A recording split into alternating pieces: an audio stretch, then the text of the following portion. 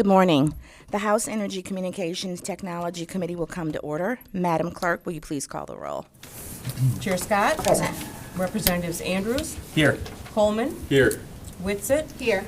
Neely. Burns. Here. Churches. Present. Hill. Here. McDonald. Present. McFall. Here. Wenzel. Here. Outman. Here. Aragona. Here. Begol. Here. Green. Preston. Here. Schmaltz. Here. Madam Chair, you have 15 members, you have quorum. Thank you very much. Okay, we need a motion from Rep. McFall to adopt the minutes from the October 18th, 2023 meeting. Without objection, the minutes are adopted. One moment.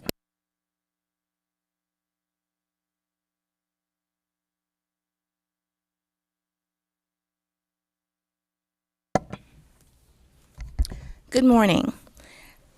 All right, so we are going to take testimony this morning on the Putting People First energy package. So let me go into a little detail about it.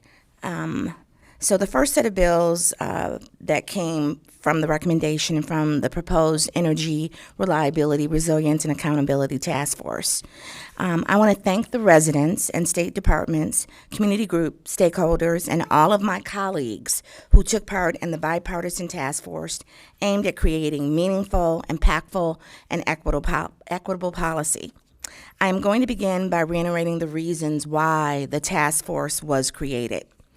I made a commitment after the March meeting that we had, and we took all the testimony from residents and also energy stakeholders to address energy reliability, resiliency, and accountability in response to the widespread and prolonged power outages that occurred and have impacted millions of residents and businesses across our state. Since the year 2000, Michigan has been ranked second. They've been ranked second in the nation for weather-related power outages, according to the Federal and North American Electric Reliability Corporation data. We have had 16 recorded power outages this year, affecting 1.6 million households. The science and our personal experiences have shown us that weather is only getting worse and more severe. Our common goal of the task force was to find solutions that protected all Michiganders, and we wanted to progress towards eliminating failures while putting us on the path to developing a reliable, resilient, and robust energy grid for a bright future.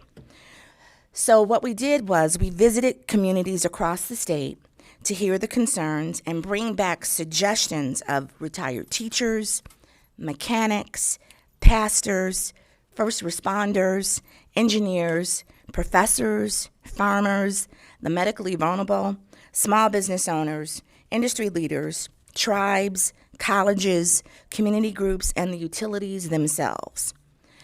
I want to take a moment right now to thank the leadership teams from our electrical utilities for taking accountability.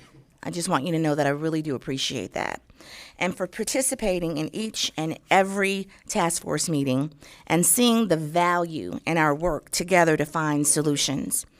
The work we did on this task force made one thing very apparent, that energy is not a Democrat or Republican, rural or urban, black or white, sickness or health, rich or poor, married or single, male or female issue.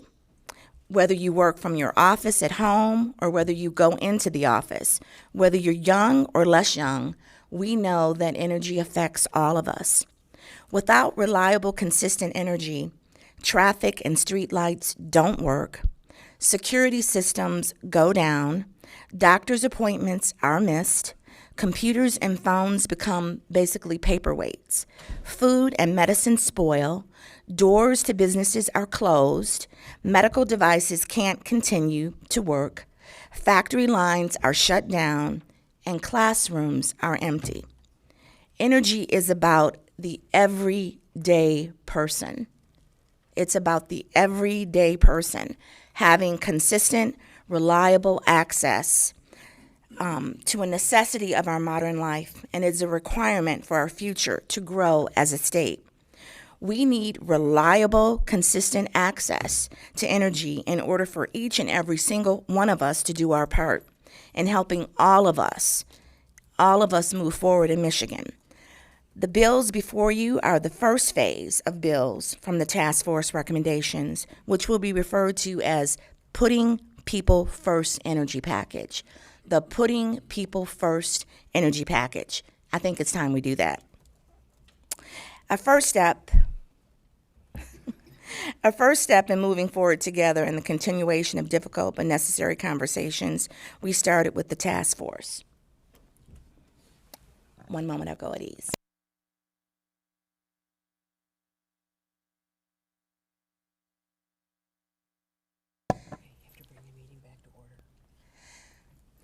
The Energy Communications Technology Committee is back in order. I would like to call Representative Coleman, because we are going to go and testify on our bill. So if you could chair the meeting, I would appreciate it. I'm going to go at ease again.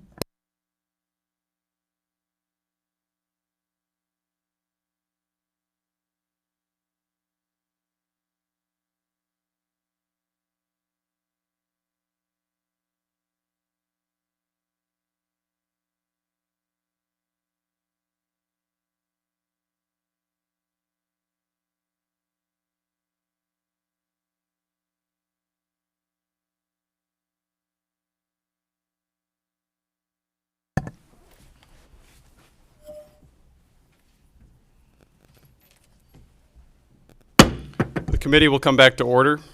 We're going to have Chair Scott, Vice Chair Andrews, and Representative Hill testifying today. Please proceed. Thank you. Thank you. Thank you, Rep. Coleman, for chairing the meeting. I appreciate it. Okay. All right. Like I stated earlier, thank you very much, committee, for listening to us today. Like I stated, we have a package of bills called the Putting People First Energy Package. So it's the first step in moving forward together and a continuation of difficult but necessary conversations that we had during the task force. So I'm going to ask that as chair, sitting here testifying, that we actually refrain from asking questions until the end. I'm going to testify, Rep. Andrews will testify, and also Rep. Hill will testify as well. So I'm going to start with my bill first, which is 5216. Would make the following changes to the Michigan Public Service Commission Act 3 of 1939. It creates the starting date of January 1st, 2025 for the Michigan Public Service Commission to implement performance rate base rate for investor-owned utilities. Penalties and incentives for electric distribution reliability performance will be established through contested cases. Every 2 years, the Michigan Public Service Commission will present a report to the legislature on distribution, reliability, performance, and progress towards targeted performance goals. In 2024, the MPSC will begin a multi-year rate plan study in order to create stability and consistency for ratepayers. I'm also preparing to speak on House Bill 5221, which is Representative Cynthia Neely's bill. She was unable to be here this morning. So what House Bill 5251 or 5221 would amend the Michigan Public Service Commission Act to do the following. It would end charging for service reconnection for low-income residents if they had made one payment on a payment plan or guaranteed as provided by the provider. It would also set a smart meter restoration fee of $25. So really what that means is that they will not be double charged. So if they have entered into a down payment and a range plan agreement, if for whatever reason that their energy is cut off or service is cut off, they will not be charged again. They will only get that one-time restoration fee. So I'm going to ask Rep. Andrews now to speak to his bill and also Representative Fitzgerald's bill. Thank you.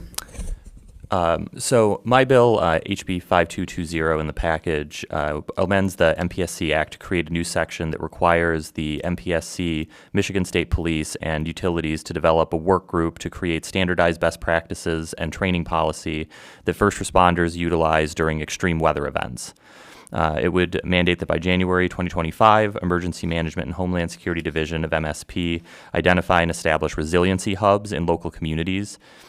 These resiliency hubs are large locations with generators where people who need energy and resources can go. Many communities already have such locations identified that would meet the mandate in this language. The number of hubs would equate to 1 per 100,000 residents in counties with a population threshold of over 100,000, which would be a total of 72 locations, and would also mandate that in counties with less than 100,000 residents but more than 50,000 residents, that there be at least one hub per 50,000 residents, which would be a total of 16 locations. No mandate for counties below 50,000 residents.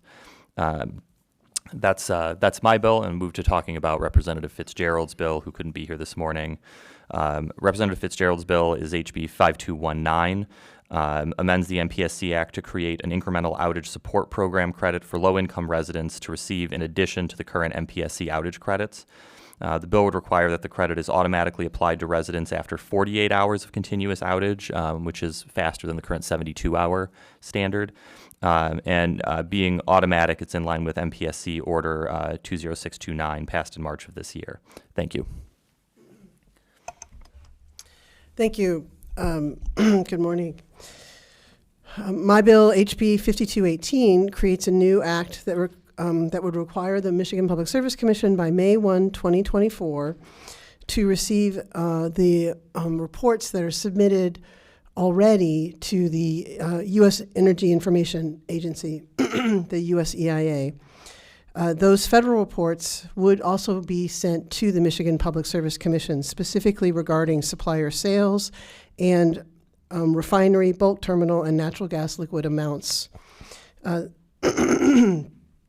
Any information sent to the Public Service Commission is protected from FOIA in order to respect proprietary information.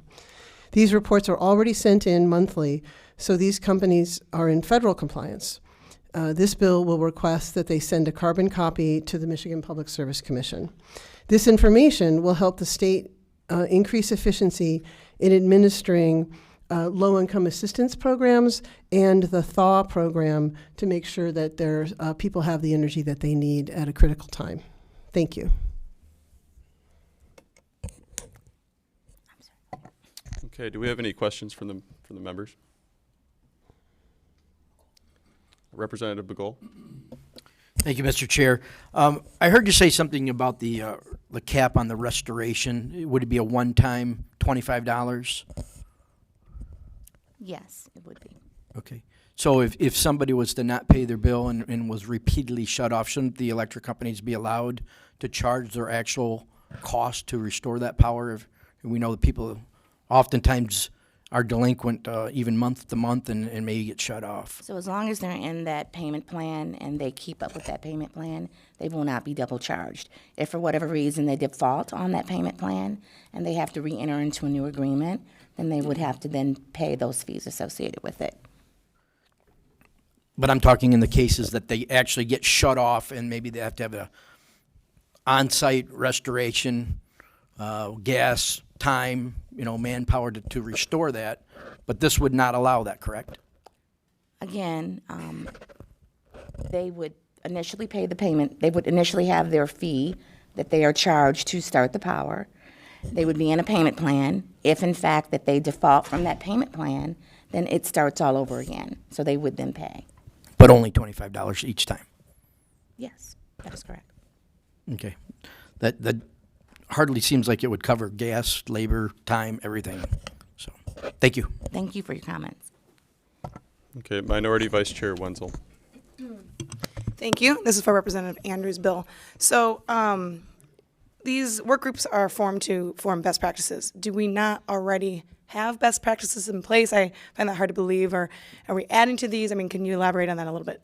Yeah, so I think that there are various best practices that different departments in different counties have developed. What we're trying to do here is create a statewide standard. The storms don't discriminate about where they're hitting and what they're knocking out. So just trying to create something that's a little more standardized across the state. Like I mentioned, there's already some of these emergency hubs that have been set up in different places. So we're not creating something out of whole cloth here, just trying to unify standards and best practices, especially in our more populated areas. How many hubs do we have already? Do you have any idea? I don't actually, but that is a good question. I know there's a few. 'Cause I was wondering how many are these going to add, I guess, with this bill, and then who is paying for these and where is that funding coming from? So there'd be, by the end of this, a total of 88 locations mandated based on the population thresholds. I don't know how many new hubs that would create. I assume the majority would be new hubs. And I don't have an answer for you on where the funding would necessarily come from, but it's a joint operation between the state police and the communities, so I assume they're, somewhere in there. Thank you. Okay, any other members? Representative Aragona. Thank you, Mr. Chair. And thanks, guys, for putting this package together. I was scrolling through the language of the bill, and unfortunately, I didn't get a chance to read it real quickly because I think this only got introduced yesterday, so it seems like extremely disorganized. But that's okay. What's the current charge right now if we're going to cap it at 25? Like, is that too much? Is that too little? Like, I don't understand what they even pay right now. In conversation with stakeholders, we found that this is a reasonable rate, so we don't feel it's too little. And as far as this bill just coming in, you're right, not rushed necessarily, been working on it the entire summer, and LSB has been backed up, so we have it. We've given it to you now. Thank you for reviewing it, and thank you for your comments. No problem. So I didn't catch that. What's the current rate? The current rate for, that is a good question. Maybe we should have waited a week before taking these up. Maybe we shouldn't. I think the time is now. The time is now. I'll get back to you with that information. Thank you. Appreciate Thank it. you. Okay, any other members? Okay, thank you for your testimony. The committee will go at ease.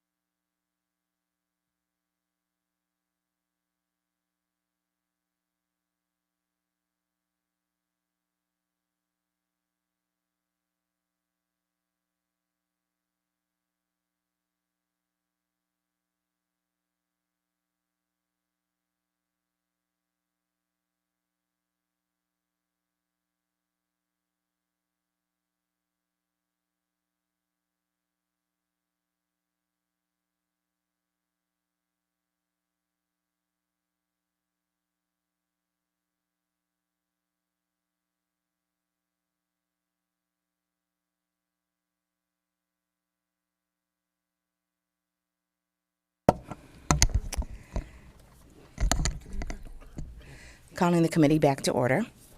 Going to be reading in cards. So we have Stephanie Johnson, who does not wish to speak, that is opposed to it, from representing the Utility Workers Union of America. We have Mike O'Brien from I&M Power, who's neutral, not wishing to speak. And then we have Sandra Lim from Pleasant Plains. She's a township trustee. She opposes and not wishing to speak today.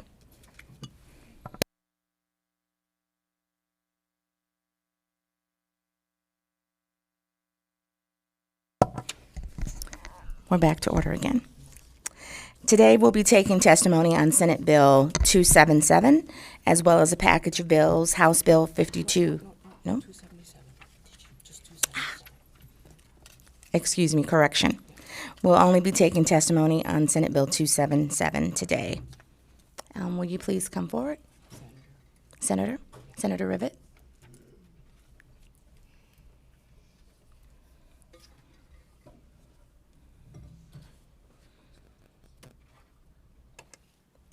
thank you for joining us today. Yeah, thank you, Madam Chair. I appreciate the opportunity to be back with you. As having a member of the Senate Energy Committee, I know that this is not, there are many complex issues before this committee, and particularly in the last several months, we're working on some pretty thorny issues. But today, what I'm bringing forward to you is something that is we're codifying existing practice at the Department of Agriculture. In the Senate, this bill moved with bipartisan support, and hopeful that it can move that way through the House as well. So, Senate Bill 277 codifies the current department rules on the use of solar on PA 116 lands, or also known as heritage farmlands. In 2019, Governor Whitmer and MDARD announced rules that land that's enrolled in PA 116 can be used for commercial solar purposes. There are currently, I think this is a really important thing to understand how often this practice is used. So currently there are 42,573 active PA 116 agreements with a total of 3.1 million acres. These are the lands that are typically handed down generation to generation. They are the piece that is the core of who we are as Michiganders and the importance of farmland, and often are part not just of a family inheritance, but often intricate parts of a family's history. So within that, there is a very small number of farmers who are choosing, for a variety of reasons, to have very, very small scale solar on these lands. Currently, of the over 42,000 agreements, only 13 solar projects have been approved, covering a little over 3,000 acres. It's not widely used, but for the farmers that do choose to do this, often is a source of income that allows them to keep that heritage farmland in the family in order to continue to pass it down from generations. So it makes up only 0.1%. We want to codify this in order to provide constancy in the process and make sure that it's not moving with political winds. There would be no net change in the length of the Farmland Development Rights Agreement, and the tax credits could not be claimed during the deferment period with solar on the lands. Furthermore, the land is returned to agricultural use at the end of the deferment period and continues to be subject to the requirements of the PA 116 agreement. Decommissioning of the solar facility must be completed in time for normal agricultural operations for the following growing season, and is bonded to ensure that that there are dollars available to decommission the solar and return the health of the topsoil when the land goes back into agricultural use. If the landowner relinquishes the PA 116 agreement at any time during the deferment period, the past 7 tax credits are calculated and payable. So for me, having come from a family that had generational heritage farmland, that we ended up losing it in my father's generation, it's why this bill is important for me and important, I think, for us to get this passed before we adjourn in 2023. It comes down to personal property rights, allowing farmers to do in a very small scale way what they need to do in order to on their own lands. The farmer has the option to host solar without having to withdraw from their PA 116 agreement. They are required to abide by all local zoning and ordinances. The optional program preserves our agricultural land for future use as intended, while allowing farm owners to diversify their revenue sources. I appreciate your attention to this. I know there are many things on your agenda, and I'm happy to take any questions. Thank you so much for your testimony. Yeah, you're welcome. Chair recognizes Representative Hill. Thank you. Over here, yeah, Okay. over here by the poll. Thank you. I wanted to just, that was a lot of information. I did hear you say they are required to follow local zoning code. Yep. And then I missed, you said there were 13 agreements covering how many acres currently? A little over 3,000. Sorry.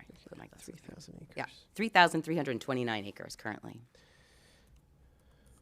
Out of the 3.1 million that are currently in the agreement. Oh, I got that backwards. There's 3.1 million acres currently in PA 116 status. Yes. Okay. And then that decommissioning process, you said the bonding, is that bonding in advance of when they build the solar? Yes. Yeah, okay. Thank you. You're welcome. Chair recognizes Representative Bagul. Thank you, Madam Chair. It sounds like you started to touch on it, and I just want to make sure that I understand it correctly. So would a local government unit be able to require a bond on the property still to make sure that it was decommissioned properly, or be listed as a primary or secondary entity on there? All of that is actually required in the PA 116 agreement, so it wouldn't be necessary for the locals to add a layer on top because it's sufficiently covered within the agreement drawn up with the department. But we do have an industry expert that will testify after, right? That will probably have greater detail on that. Okay, so there is a bond in place Yes. where if somebody didn't clean it up, Absolutely. that it would be taken care of? Yes. Okay, thank you. Which I think for me was a priority of importance. So we often say there's a lot of rhetoric flying around right now about what solar does to land. Right? There's a lot of hard fact and a lot of misinformation. But what we do know is we have to worry about topsoil health. And at the very minimum, and then decommissioning is an expensive process. This, however, we have not decommissioned any of these solar sites since the start because it just hasn't been long enough. Okay, thank you. Any other questions? Senator, I'm sorry. Chair recognizes Representative Preston. Thank you, Chair. Just a question on the bonding. We haven't decommissioned one of these sites yet. Who calculated the bond? What is the bond rate in relation to the construction of the project? That's a technical question that I would have to get back with you on, but it's calculated as a part of the process in order to develop this level of status. There were a lot of stakeholders around the table, including industry experts, including the Farm Bureau, and actual farmers, which was cool. But in order to be able to calculate it so that we know the amount it's going to take to decommission, it's not that no solar has ever been decommissioned, just not within the PA 116 agreements. But you're talking about footings, you're talking about Yes. wires, you're talking about topsoil being cleared. I would think that would be first and foremost in your mind as far as the process of the remediation and the bonding, so that the lands can be restored. Yeah, so let's be really careful about some of the words with this. So when I talk about topsoil health, I'm not talking about clearing all the topsoil Well, they and will for the remediating it as if it's polluted. But we all know that if something isn't farmed for a period of time, there are nutrients and things that have to be built back into the land in order to farm on it. So I want to be really clear that what I'm not saying is that we expect a pollution of the topsoil. We just know it's just a part of farming practice, right? You have to make sure the soil stays healthy. It's why you rotate crops, and this is the same place. Now, there is technology that isn't in Michigan yet, but I think is interesting, actually kind of cool, that allows agrovoltaics, that allows solar panels to be actually significantly high enough that you can graze underneath it. So that presents a different issue. But we're not talking about remediation here. We're talking about restoring healthy nutrients back into the topsoil. Okay, well, you still have to provide topsoil is going to have to be stripped, otherwise you're going to get commingling of deep soils with topsoil, which would ruin the topsoil. So how did you calculate the process? I did not calculate the bond. I did not calculate the bonding. Can you tell Again, me let who me just did? say, no, let me finish. This is putting into statute existing practice that has been working very well in MDARD for the last several years, since 2019. So the beauty of this is that we are putting something in practice that we have had a couple of years under our belt, 4 years under our belt, to know that it's working to the satisfaction in a way that the stakeholder groups are satisfied with it. But no decommissionings yet. Sure, right. So how do we know it's working well? Because there is, the farmers are happy with it. Farm Bureau is neutral on it. We have got a lot of support for this bill. So, to me, when a property owner comes and says, this is what I want to do, I've got industry-approved standards that say that I'm not going to damage the land and it's going to save my property, government should not be getting in the way of that. And so this codifies in order to protect those property rights. No, but you've got a siting bill that's coming through that's going to codify 50 to 100,000 megawatt installations, which is going to be thousands of acres. That's a tremendous amount of remediation to bring the land back into harvestable. I'd respectfully disagree. So it's been in practice for 4 years. We've got less than 3,000 acres here. Thank you, Representative Preston, for your questions. We appreciate it. I have a question, Senator Rivett. Do we have an industry expert that is going to be testifying today at all? We do. Okay. We do. We need a card from them. You should already have it. We. You're the industry expert. I'm an advocacy expert. All right. Well, we have an advocacy expert with experience. That in sounds good legislation. too. Sorry for the miscalculation or the, No problem. the misnaming. Would you like to bring him forward? Oh, do you want to be here while I'm here? Come on up, Eddie. All right, this is awkward, Yeah. It's okay. as is always. Ed Rivett, Michigan Conservative Energy Forum. Always have to start with a disclaimer that the Conservative Energy Forum supported this policy before my sister-in-law ended up sponsoring the bill. Other disclaimer, I had no involvement in the selection of the sponsor of the legislation. It just happened. So I think I'm going to start joking that she's just riding on my coattails of energy policy. So, Turn his mic off. okay. Yes, at will, please.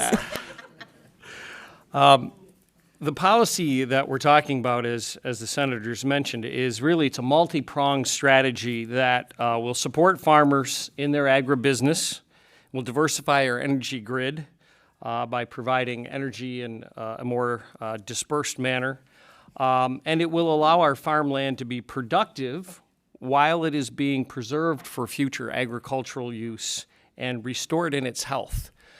Probably the best expert we could have here are some of the folks from Michigan State University and the agrivoltaics line of research that are talking precisely about how the proper management of vegetation under solar installations will actually make the land very, very healthy at the end of its use. I will get specifically addressed to your concerns, Representative Preston. I have solar on my property. I have a 36-panel array, and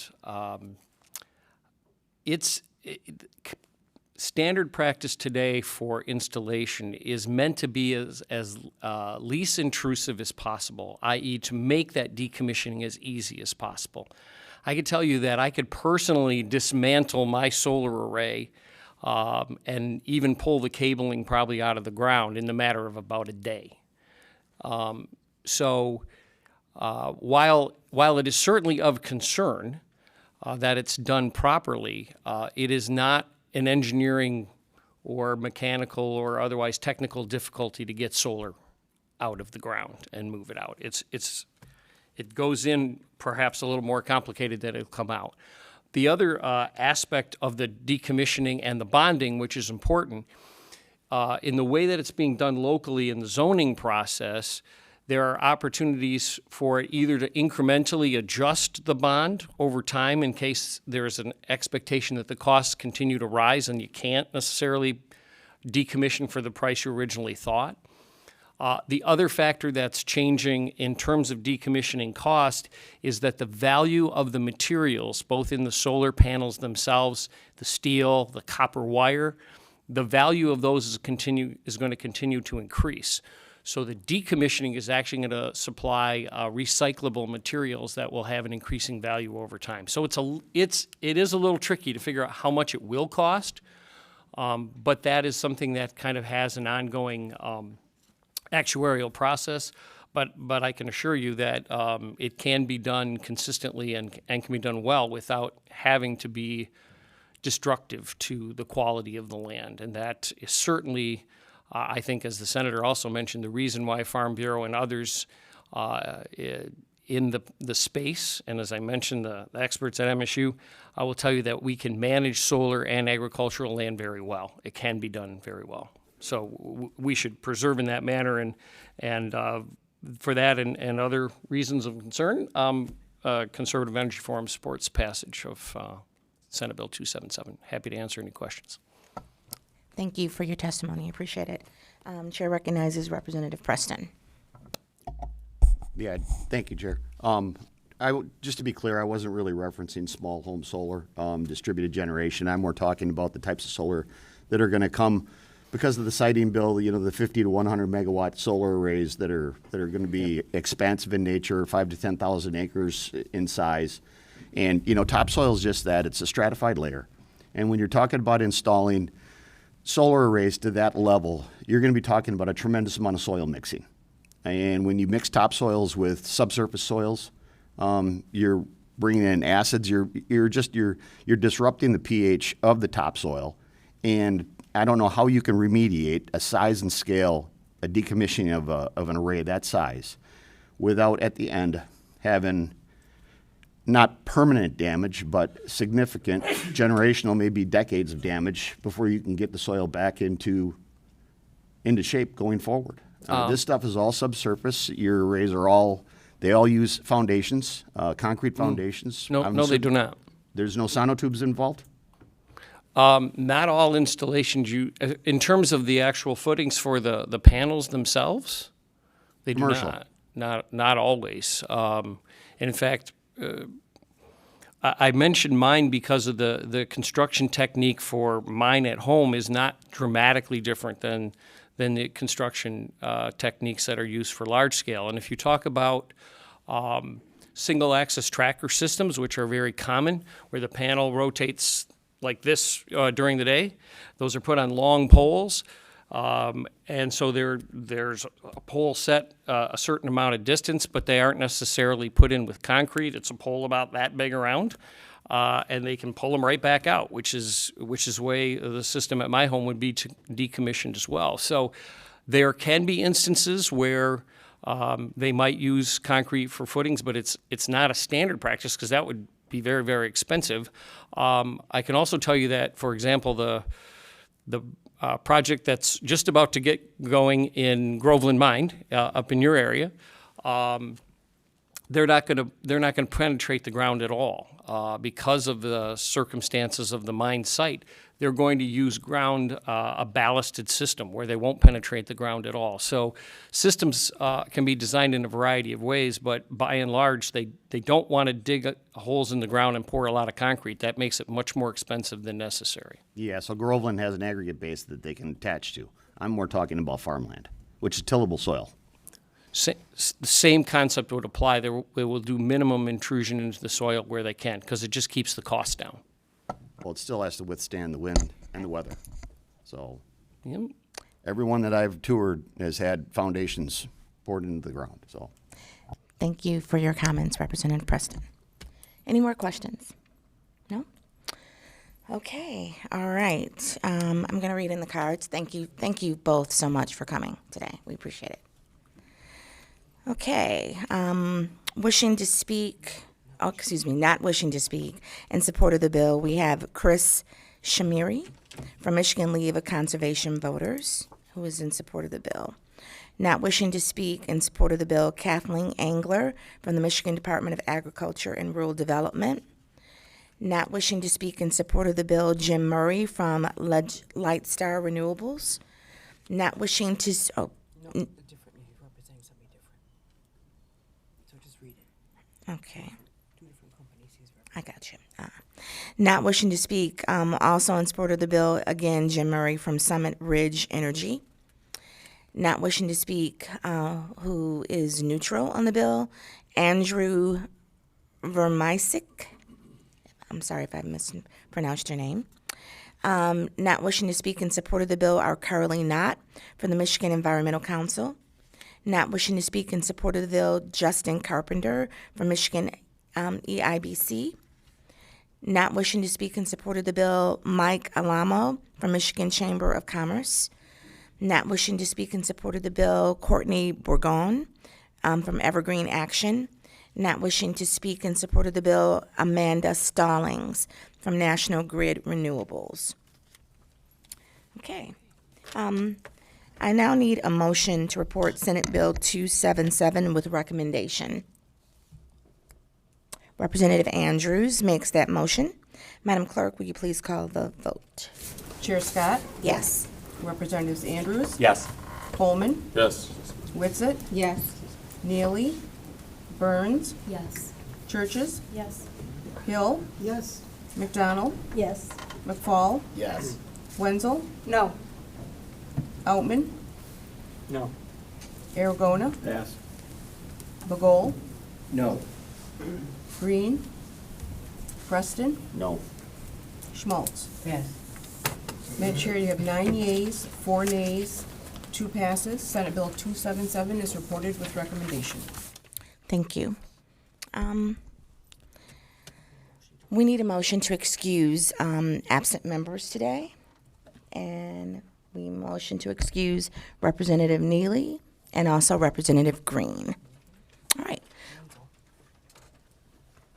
Oh, Representative Wenzel, thank you for making that motion. We appreciate it. With no further business being for the committee on energy is now adjourned for today. Thank you.